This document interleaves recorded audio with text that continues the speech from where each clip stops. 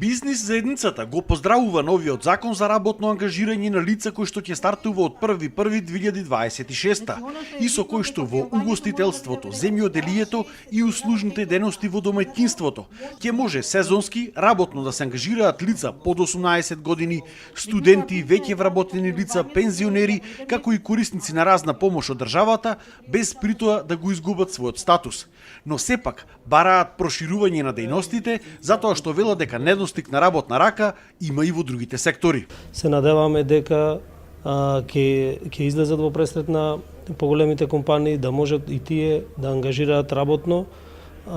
вакви сезонски вработувања, но исто така и да се зголеми бројот на часови на работење. На овој начин ќе може да се ангажираат во делот на угостителството повеќе работници, но сепак и во другите индустрии има потреба, во конзервната индустрија, во оние индустрии кои работат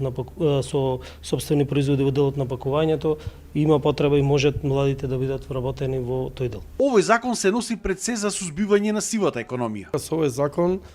се предвидува да бидат работно ангажирани околу 10.000 лица во областа на земјоделието и околу 6 до 7.000 лица во областа на угостителството и услужните дејности во домаќинство.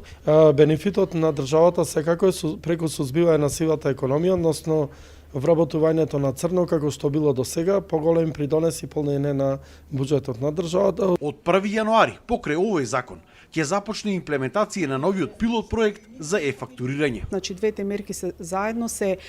мерки кои што се со цел за намалување на сивата економија, преку намалување на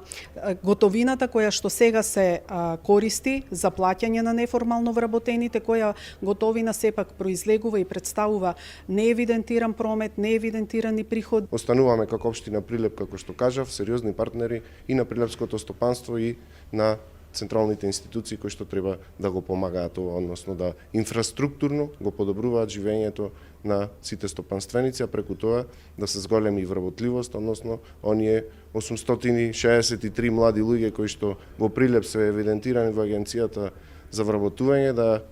дојдеме на една позитивна нула. Од Министерството за економија и труд потенцираа дека во иднина ќе има можност за проширување на дејностите опфатени со овој закон, но прво да се видело неговото функционирање во овие први опфатени сектори.